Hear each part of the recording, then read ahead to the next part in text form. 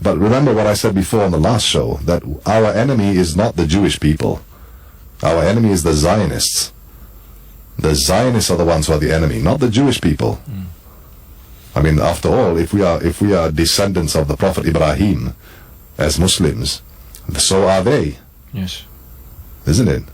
Our fight is not with them, it's with the Zionists. These are the ones who are the problem. It's just like today when we talk about the enemy of the Muslims is amongst the Muslims themselves are people like the ISIS and things like this. But even then, I don't believe that ISIS is controlled by the Muslim. I think it's controlled by the Zionists. Yes. And the Americans are ultimately. Right. But America is also controlled by Zionism. So would you say there is a deliberate attempt to cause chaos in Muslim countries? Of course there's a deliberate attempt. There's always been a deliberate attempt. Divide and conquer, divide and rule. Right. That's the policy. And the Muslims cannot unite and will not unite. So we should not have this pipe dream that we think we can unite the Muslims. The last time the Muslims were united, it took a prophet to unite them, Prophet Muhammad. And he's not about to come back. There's no other prophet after the Prophet Muhammad. So don't have this idea that the Muslims suddenly, miraculously are going to unite. They're not going to. Look at Saudi Arabia. Look at what Saudi Arabia is doing in Yemen. Do you think that is justice? They are the worst example of justice.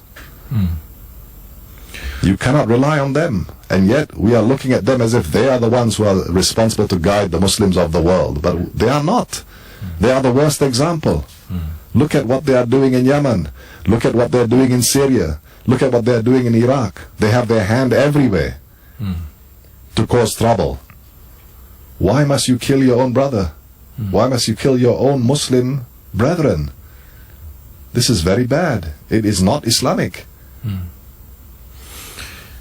Would you say also that because there are theories such as the clash of civilization propounded by the likes of Samuel Huntington, that there is a great deal of tension between these so-called two major civilizations, Islam and the West as well?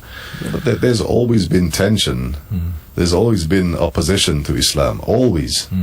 It's not the fact that the Muslims or Islam goes seeking for this kind of tension. It's not.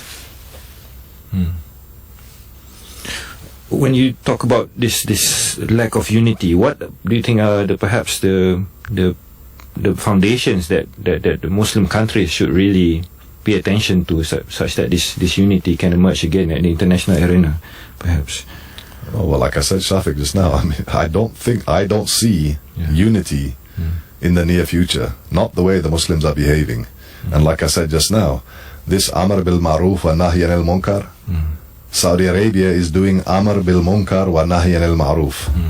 This is what they are doing. How do you expect the Muslims to unite? Look at what they are doing. But what do you expect when you are dealing with ignoramus and arrogance? We're not afraid to say this. It's not just Saudi Arabia.